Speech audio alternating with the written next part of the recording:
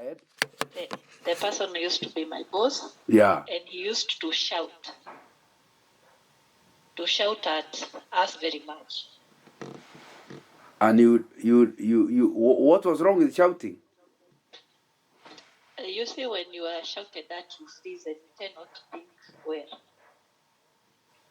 So I didn't like that. And one day I confronted the person and told him. Tell us what happened. The person could not believe that I was that brave to confront and tell him about the habit. Or he had assumed that he has intimidated everybody. Nobody can confront him. Yes, so I told him he has to be using a raw tone. What did he do? He apologized. He did? And said, yes, he did. And there was one incident, actually, when I had paid some people. Yeah. But instead of trying to look for a solution, the person, he started shouting at me. But I had to tell him at that point that shouting won't help. It is not the solution. We have to come up with a solution. Then later on, he told me that he didn't believe that I'm that brave. And actually cited that I'm brave as one of his daughters. Wow. Yes. Did he improve after that? Yes, he did. And I told him when he is addressed, he doesn't have to shout. Actually, I compared him with the other boss, who was very quiet and polite. Wow. Yes. Now, do you find yourself shouting, or how have you managed not to copy him? No, I don't like shouting because that was one of the experiences that I faced. And if I find myself almost, I would rather keep quiet and correct myself first. You know that there are people. Sober, yes. Okay. Yes. Say that again. I prefer to keep quiet and sober up first. Then I can talk later when I'm at peace. But there, you know, people whose parents were drunkards and they hated the idea, but they themselves now, you have noted they also become drunkards. Yes, because that is to them that is their way of life. They didn't have any other way to compare from. But they hated it when they were young. They did not like what their father was doing. I think that one depends with an individual, but for me, I don't, and I hate shouting even at people. I don't. Oh, that's a very good example. Something a leader will not have influence. He may be feared, but he will not have influence on anybody if he becomes. Actually, I told him. Yeah. I told him to his face that by you shouting, it doesn't mean that I get the instructions. Where even by you using a raw tone, I'll still get the same, but in a better way. Wow. Yes. Thank you very much. You're welcome. Who wants to volunteer?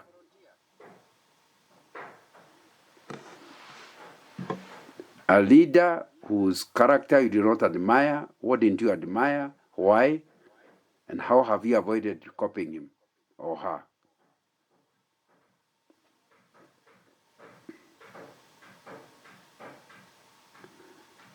Is Elias back?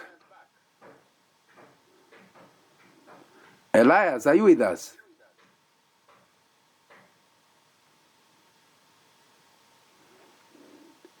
If you're having difficulty with your audio, please write on the chat box.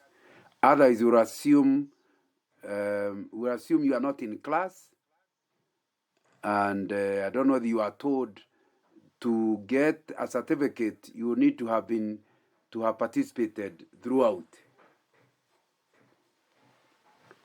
Elias, are you having difficulty with the audio, or you are not there at all?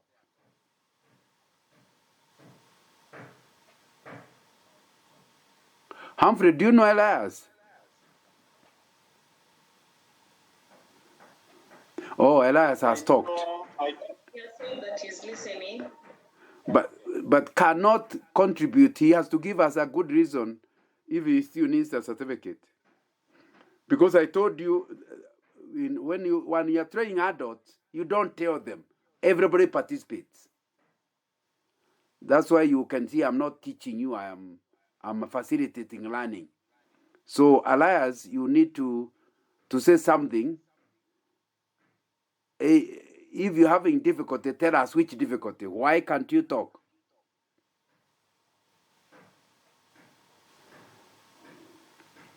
Humphrey, Yes, please. tell us your story.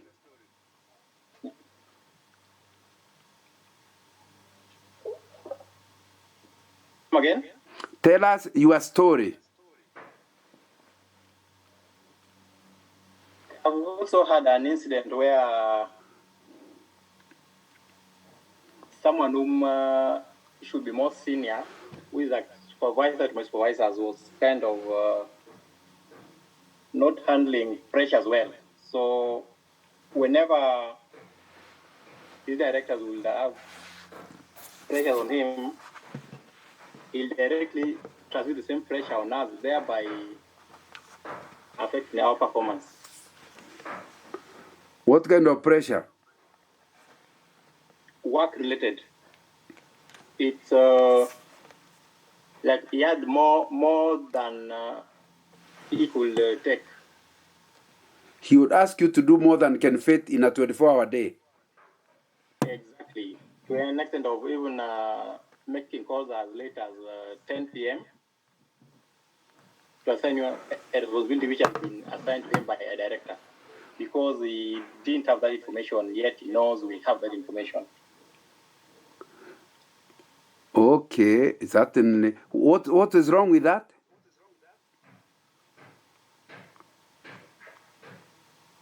The timelines that he was giving were not realistic. Because it's like, in this case, he'll want to show that he can deliver. In the process, he ends up giving you unrealistic deadlines. So he was overcommitting. That's it. In the end, everybody is frustrated and the productivity goes down. Yes, so it's like in the section you find everyone complaining about the chief. Wow. So how have you avoided becoming like that, Humphrey?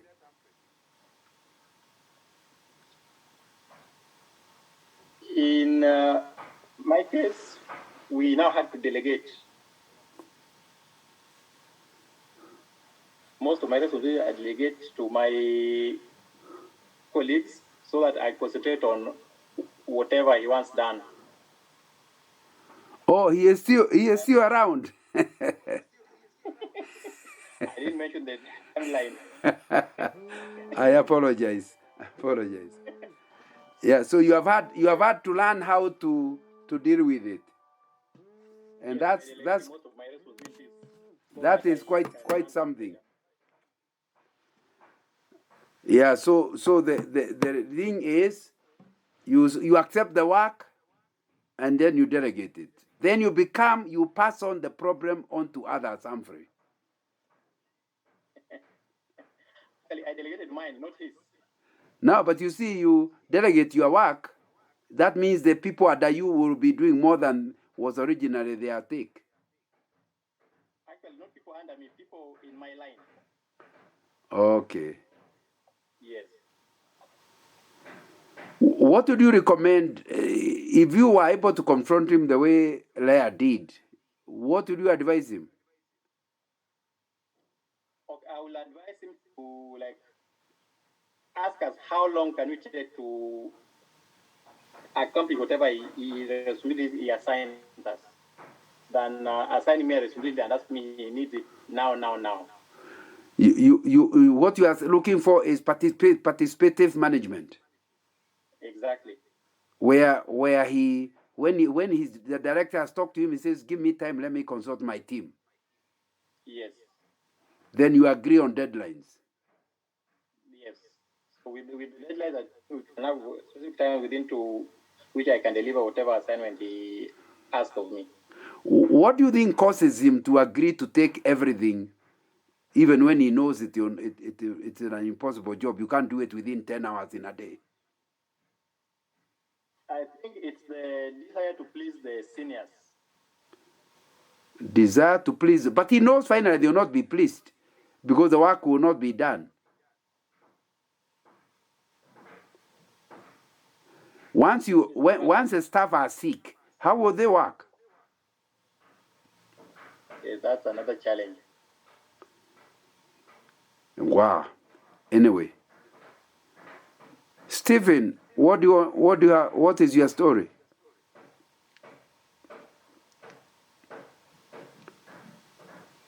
Stefano, Stephen, unmute and talk.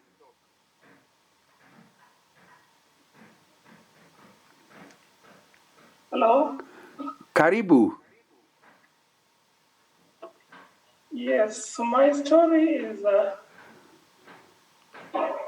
when you have I had a boss who gave me responsibilities to handle and a team to work, subordinates to work with me. But then I realized that so much information that I needed to get were not coming forth, but they were going directly to my boss. And therefore, that was affecting the way I was able to carry on the project. Your subordinates were reporting directly over your head to your boss. Yes. It's called short-circuiting in management. Yes. And you felt that's bad leadership. Yeah, I felt that was very bad leadership. Then in areas where I'm supposed to take responsibilities, it becomes very difficult to even protect oneself, especially in civil engineering projects. Yeah. So what did you do about it? I wrote to him through the email after having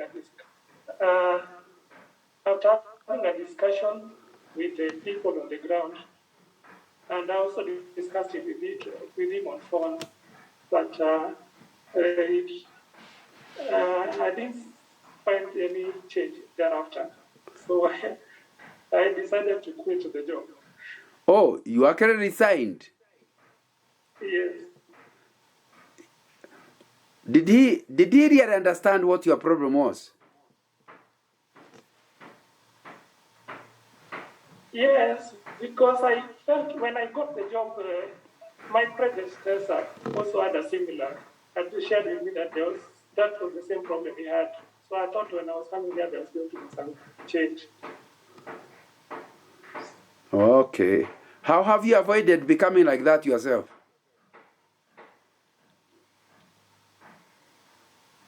I've tried to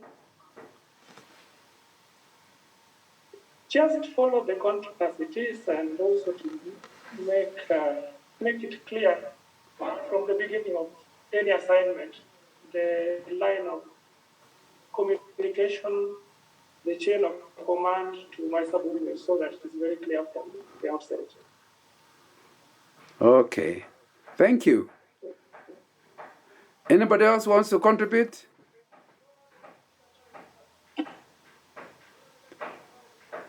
Something you regard as bad leadership. We are learning from it. We have learned from the people who have shared.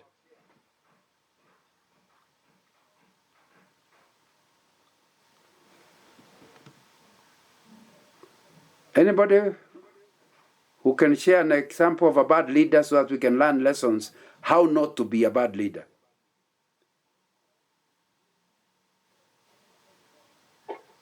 For me, I will say. Yes? I think in high school, there was a teacher who used to correct you in front of other students, which was very demoralizing. I think I prefer if I've done a mistake, you call me somewhere, maybe private, we talk one-on-one, not in front of other people.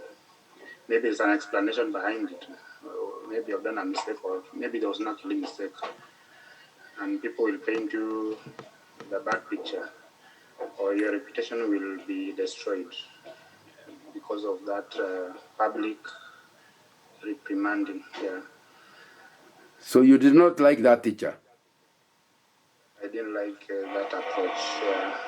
the best is to talk to someone in private and give them a chance to correct, not in public. That's not good leadership, according to me. What's wrong with it?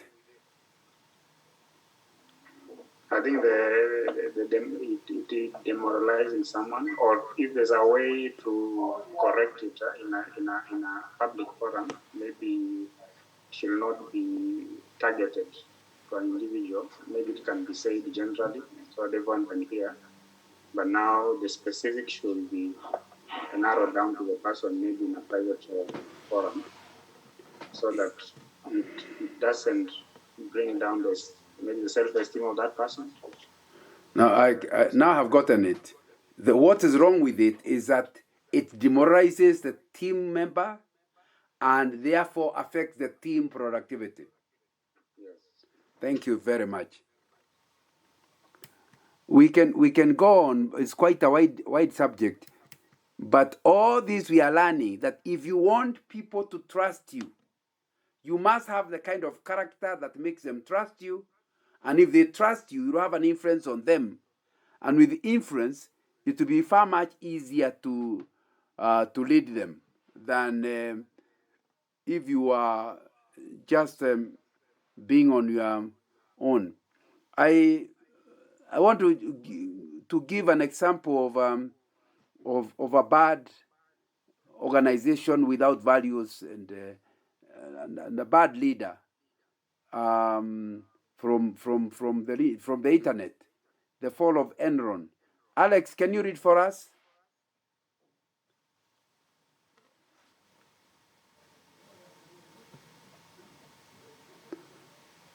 Let me go ahead. Opening story, the fall of Enron.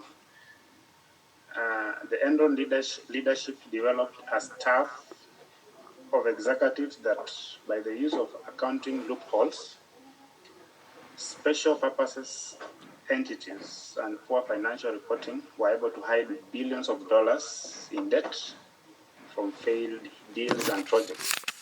Enron shareholders filed a $40 billion lawsuit after the company's stock price, which achieved a high of $90.75 per share in mid-2000, plummeted to less than $1 by the end of November 2001. The U.S. Securities and Exchange Commission, SEC, began an investigation thereafter.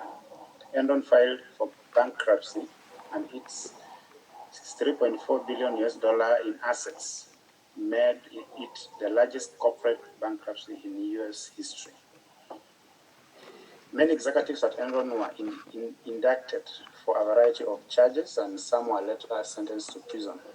After the close of the business, employees and the shareholders received limited returns in lawsuits, despite losing billions in pensions and stock prices.